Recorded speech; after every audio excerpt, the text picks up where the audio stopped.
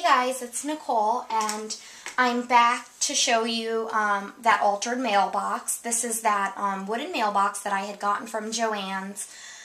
I believe it was originally $6.99, and then I used a 40 off coupon, so it was only came out to be $4. And I just really liked it. It has these little magnets here, so it seals really good, and I wanted to just alter it to put it for looks in my scrap room. And I put the title as P.S. I Love You because when I got this, my husband was like, oh, I'm glad that you're going to have a mailbox in your scrap room, because I guess he says he never sees me when I lose track of time when I'm in here. So he said he'll just leave me notes in here to communicate with me, and it'll say P.S. I Love You.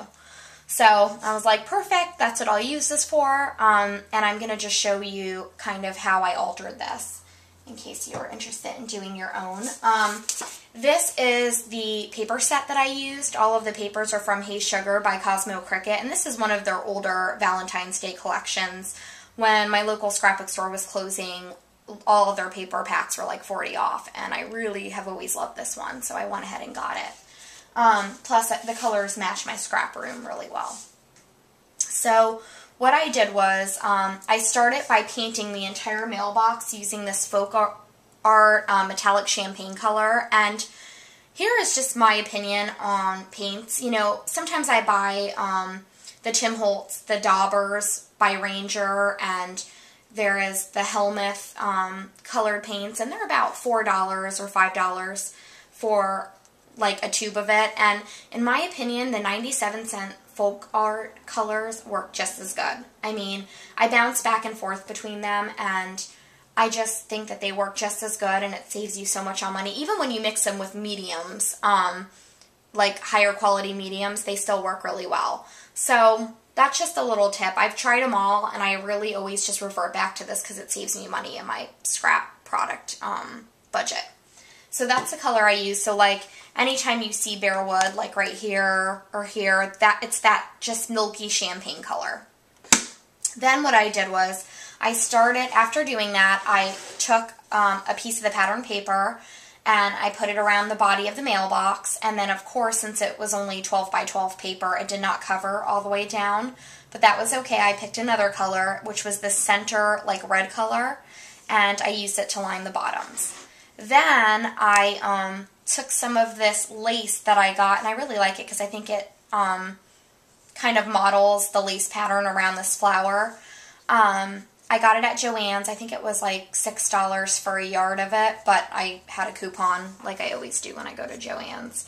And so I lined both sides of the mailbox with it, and I really like the way it turned out.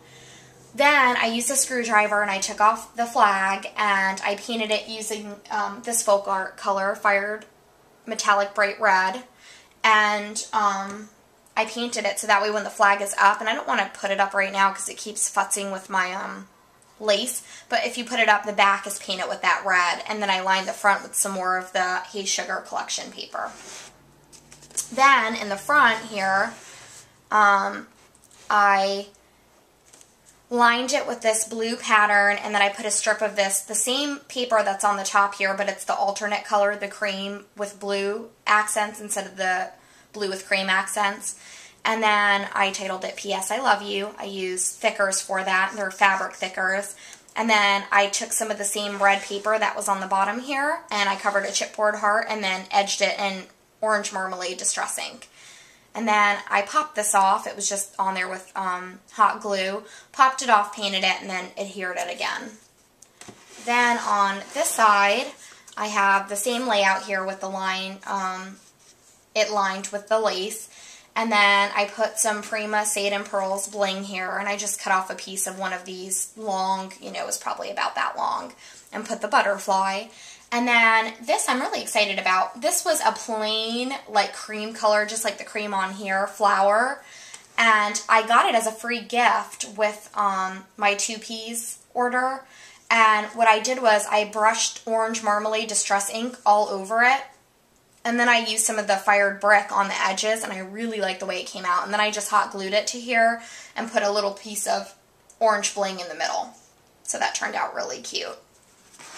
Then on the back, I originally was going to put this glossy stucco medium and I was going to mix it with this terracotta colored paint, but then I watched, who was it? I think it was Arlene's video, and she's My Butterfly Kisses 13, I believe.